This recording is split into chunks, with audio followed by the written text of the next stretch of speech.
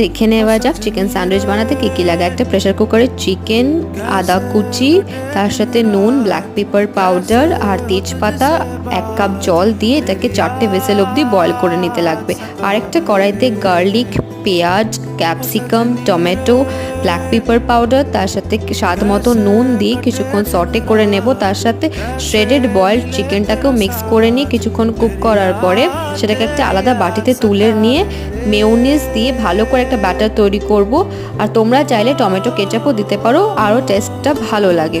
তারপরে ব্যাটারটা তৈরি করে নেওয়ার পর ব্রেডের মধ্যে ভালো করে এই ব্যাটারটাকে বেশি করে দিয়ে পুরটাকে ভরতে লাগবে। আর ব্রেডের দুপাশে বেশি করে বাটার দিয়ে এটাকে ফ্রাই করে নিতে পারো।